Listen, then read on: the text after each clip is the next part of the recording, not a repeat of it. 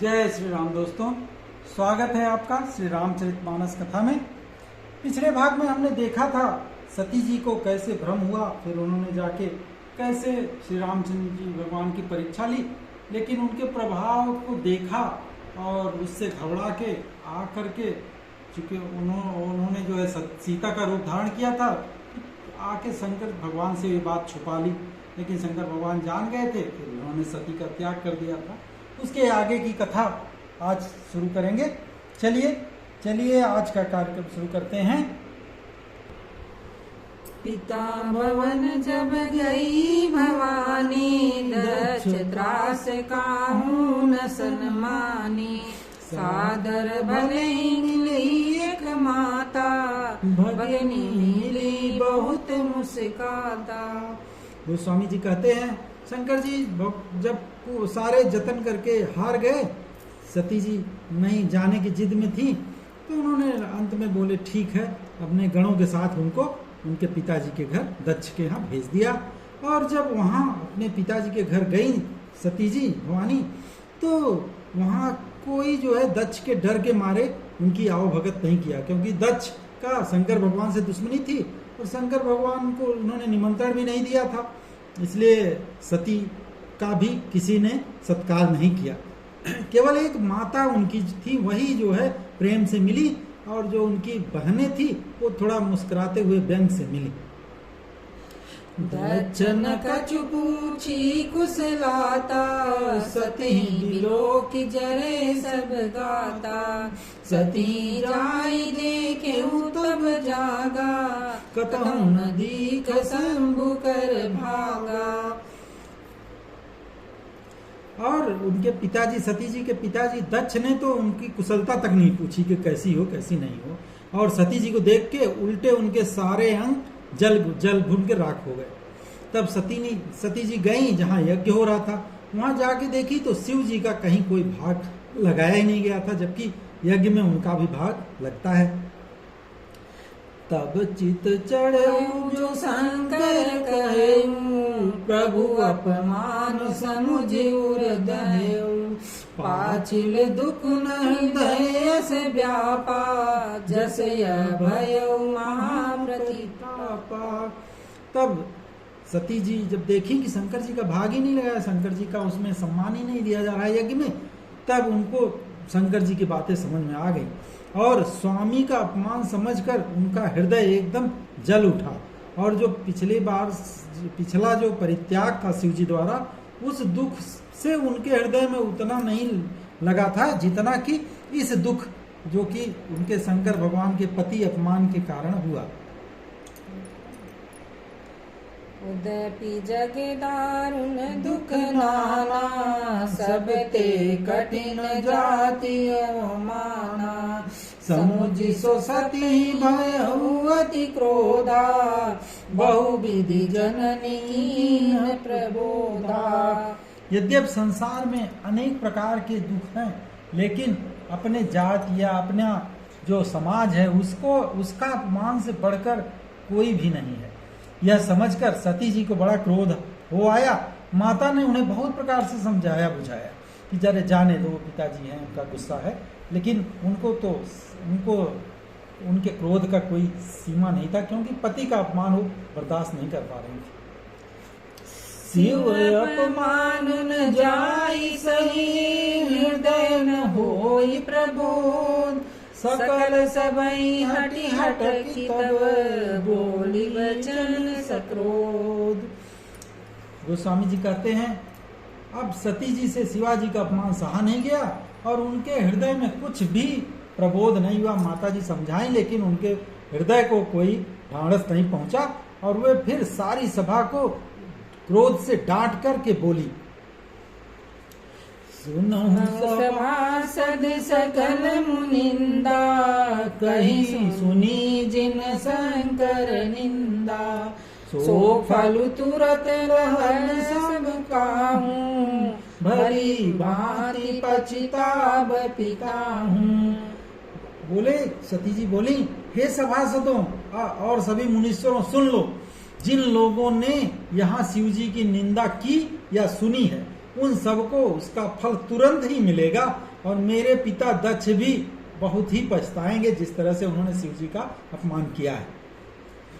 संत शंभु श्रीपति अपवादा, सुनिय जहाँ तह सिमर जादा।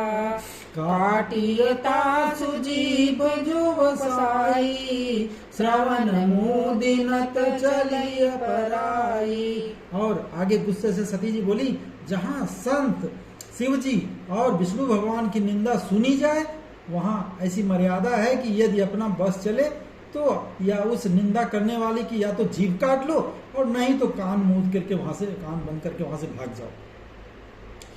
जगदात महेश पुरारी, जगत जनक सबके हितकारी। पिता मंदमति निंदत तेहि, दक्ष शुक्र संभव सहदेहि। सती जी बोली कि त्रिपुर दैत्य को मारने वाले भगवान महेश्वर शंकर भगवान संपूर्ण जगत की आत्मा है। वे जगत पिता और सबका हित करने वाले हैं। मेरे जो मंदबुद्धि पिता दक्ष हैं वो उनकी निंदा करते हैं, और यह मेरा शरीर दक्ष से ही पैदा हुआ है, इसलिए तजी हूँ तुरत देह तेहि हेतु, पुरधरि चंद्र मौलि वृष केतु। अस कही जोग अगिन तनु जारा, भयउ सकल मख हाहाकारा। सती जी बोली, इसलिए चंद्रमा के को ललाट पे धारण करने वाले वृषकेतु भगवान शिव जी को हृदय में रख के मैं इस शरीर का तुरंत ही त्याग कर दूंगी, क्योंकि ये शरीर उस दक्ष से पैदा हुआ है जो कि भगवान शंकर का की निंदा कर रहा है।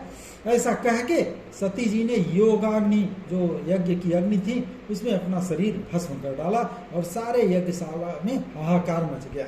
सती जी उस यज्ञ में कूद के जान दे दी, और इसको देख करके सारे लोग जो है हाहाकार कर उठे। सती मरण सुनि शंभुगण, लगे करन मख खीस। यज्ञ विध्वंस बिलोक भृगु, रक्षा कीन्हि मुनीस। गोस्वामी जी कहते हैं कि सती का जैसे ही मरना सुना, वैसे ही शिव जी के गण जो उनके साथ आए थे वो पूरा यज्ञ को विध्वंस करना शुरू कर दिया। यज्ञ विध्वंस होते ही वहां से सारे मुनीश्वर भृगु जी वहां पे थे, वो आकर के उसकी यज्ञ की रक्षा की, क्योंकि यज्ञ का विध्वंस करना भी एक तरह से पाप माना जाता है। तो मुनीश्वर भृगु ने आके उसको बचाया। समाचार सब शंकर पाए, वीरभद्र करि कोप पठाए।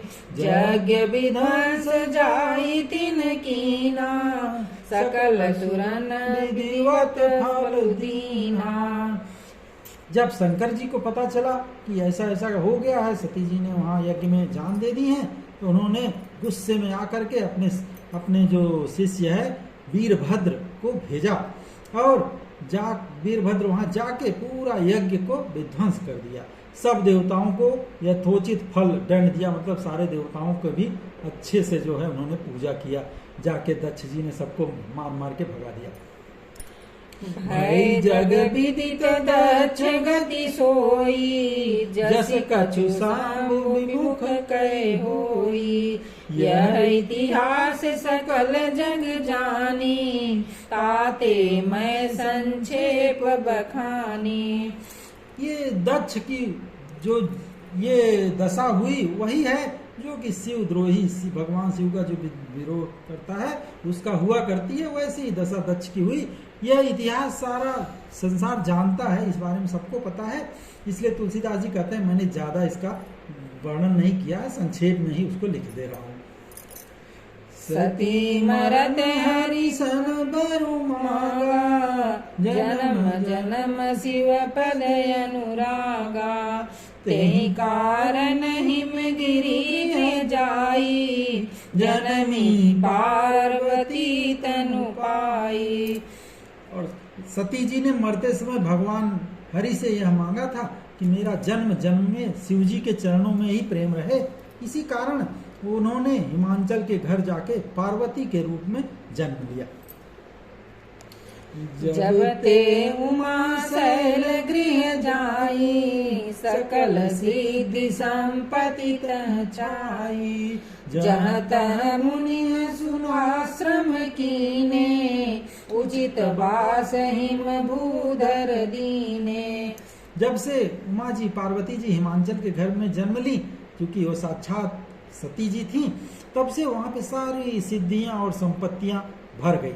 मुनियों ने जहां तहां सुंदर आश्रम बना लिए और हिमांचल राजा जो थे पार्वती जी के पिता, वो भी उन मुनियों को सबको उचित स्थान दिया कि अपना तपस्या करिए। सदा सुमन फल सहित सब द्रुम नव नाना जात, प्रगति सुंदर शैल पर मनिया कर बहुभात। तुलसीदास जी कहते हैं उस सुंदर पर्वत पे बहुत प्रकार के सब नए नए वृक्ष सदा पुष्प फल युक्त हो गए, जो कि सबका सीजन होता है पुष्प और फल लगने का। लेकिन चूंकि वहाँ जगत जननी सती पार्वती के रूप में आ गई थी, तो सारे वृक्ष जो है 24 घंटे 12 महीने एकदम फूल और फल से लद गए और बहुत तरफ से मणियों की खाने प्रकट हो गईं। सरिता सब पुनीत जलु बहई, खग मृग मधुप सुखी सब रही। सहज बयरु सब जीवन त्यागा, गिरि पर सकल नहीं अनुरागा। सारी नदियों में पवित्र जल बहने लगा, बहता रह कंटिन्यूअस बहने लगा, कोई सूख नहीं रही थी नदियां। और पक्षी पशु भ्रमर भंवरे सभी सुखी हो गए। सब जीवों ने अपना स्वाभाविक बैर छोड़ दिया। जो जीव को का द्रोही होता है वो बैर भावना ही खत्म हो गई और पर्वत पर सभी प्रेम से रहने लगे। ये माता सती का जो पार्वती के रूप में प्रादुर्भाव हुआ था उसका प्रभाव था। सोह सैन गिरि जागृह आए, जिमि जनु राम भगति के पाए। नित नूतन मंगल गृह तासु, ब्रह्मादिक गावहि जसु जासु। पार्वती जी के वहां आ जाने से पर्वत ऐसा शोभायमान हो रहा है जैसे राम भक्ति को पाकर भक्त शोभायमान होता है। उस पर्वतराज के घर नित्य नए नए मंगलोत्सव होने लगे, जिसका कि ब्रह्मा और अनेक लोग जो है यश गाते हैं। नारद समाचार सब पाए, कौतुक कहीं गिरि सिधाए। शैल राज बड़ आदर कीना, पद पखारी बर आसन दीना। अब ये समाचार नारद जी को भी पता चला कि सती माँ जगत जननी पार्वती के रूप में हिमालय के घर में पैदा हुई है। तो वो जो है बड़े और ऐसा उनका प्रभाव दिख रहा है चारों तरफ। तो फिर बड़े वो कौतूहल से हिमांचल जी के घर पे आए। पर्वतराज हिमांचल ने उनका बड़ा आदर सत्कार किया, चरण धो के उनको उत्तम आसन दिया। नारी सहित मुनि पद सिरुनावा, चरण सलील सब भवन सिचावा। निज सौभाग्य बहुत गिरि बरना, सुता बोली मेली मुनि चरना। वो स्वामी जी कहते हैं फिर अपनी पत्नी के सहित राजा पर्वतराज हिमांचल मुनि के चरणों में सिर नवाए, नारद के चरणों में सिर झुकाए और उनका चरणोदक सारे घर में छिड़काया। जो जल था उसको अपने सारे घर में छिड़का के पवित्र किया। हिमांचल ने अपने सौभाग्य का बहुत बखान किया, बोले कि ये मेरा बहुत बड़ा सौभाग्य है कि आप हमारे घर में पधारे। और फिर उसके बाद पुत्री पार्वती जी को बुला के मुनि के चरणों में डाल दिया। त्रिकालज्ञ सर्वज्ञ तुम, गति सर्वत्र तुम्हार। कहूँ सुता के दोष गुण, मुनिवर हृदय विचार। इसके बाद राजा हिमांचल ने कहा, हे मुनिवर, आप त्रिकालज्ञ तीनों लोकों को जानने वाले और सर्वज्ञ हैं, ज्ञानी हैं, आपकी हर जगह पहुंच है। अतः आप हृदय में सोच विचार के इस कन्या के दोष गुण बताइए। कह मुनि बिहसी गूढ़ मृदु बानी, सुता तुम्हारी सकल गुण खानी। सुंदर सहज सुशील सयानी, नाम उमा अंबिका भवानी। नारद मुनि हंस के बड़े रहस्यमय ढंग से कोमल वाणी में बोले, भाई ये तुम्हारी कन्या सब गुणों की खान है। वह स्वभाव से सुंदर, शील और समझदार है। उमा, अंबिका और भवानी इसके नाम है। सब लक्षण संपन्न कुमारी, हुई है संतत पियहि पियारी। सदा चल यही कर ही वाता, यही तेजस पई है पितु माता। नारद जी आगे बोले, ये कन्या सब सुलक्षणों से संपन्न है। यह अपने पति को सदा प्यारी होगी। इसका सुहाग सदा अचल रहेगा, अमर रहेगा, और इसके माता पिता भी इसके कारण यश पाएंगे। हुई है पूज्य सकल जग माही, यही सेवत कछु दुर्लभ नाही। यही करे नाम सुमिरी संसारा, त्रिय चढ़ी है पतिव्रत यसी धारा। नारद जी बताए कि ये कन्या सारे संसार में पूज्य होगी, और इसकी सेवा करने से कुछ भी ऐसा नहीं है जो कि नहीं मिलेगा। संसार में स्त्रियां इनका नाम याद करके पतिव्रत रूपी तलवार की धार पे चढ़ जाएंगी। शैल सुलक्षण सुता तुम्हारी, सुनहु जे अब अवगुण दुई चारी। अगुण अमान मातु पितु हीना, उदासीन सब संशय छीना। नारद जी आगे बताए कि हे पर्वतराज, तुम्हारी कन्या सुलक्षणी है। अब इसमें जो दो चार अवगुण है उन्हें भी सुन लीजिए। पहला, इनका जो पति होगा गुणहीन, मानहीन, माता पिता विहीन, उदासीन और लापरवाह होगा। और जोगी जटिल काम नगमय मंगल बेस, अस स्वामी यही कर मिलई परिहस्त असिलेख। नारद जी बोले कि इनका पति योगी, जटाधारी, निष्काम हृदय, नंगा और अमंगल बेस वाला होगा। और इसके हाथ में ऐसी रेखा पड़ी है, वही मैं बता रहा हूँ। सुनि मुनि गिरा सत्य जिय जानी, दुख दंपत ही उमा हरिसानी। नारद हूँ यह भेद न जाना, दशा एक समुझब बिल गाना। नारद मुनि की वाणी सुन के कि यह कन्या का पति ऐसा ऐसा होगा, उसको हृदय में सत्य जाने, क्योंकि नारद की बात सत्य होती है। दोनों पति पत्नी को बड़ा दुख हुआ, लेकिन पार्वती जी प्रसन्न हो गई, क्योंकि उनको पता था कि उनके पति तो शंकर भगवान ही हैं। और नारद जी भी इस रहस्य को नहीं जान पाए, क्योंकि सबकी बाहरी दशा एक सी होने पर भी भीतरी समझ सबकी अलग अलग होती थी। सकल सखी गिरिजा गिरि मैना, पुलक शरीर भरे जल नैना। होई न मृषा देव ऋषि भाषा, उमा सुबचन हृदय धरि राखा। नारद जी की बातें सुन करके सारी सखियां, पार्वती, पर्वतराज हिमवान और मैना सभी के शरीर पुलकित थे, और सभी के नेत्रों में जल भरा था।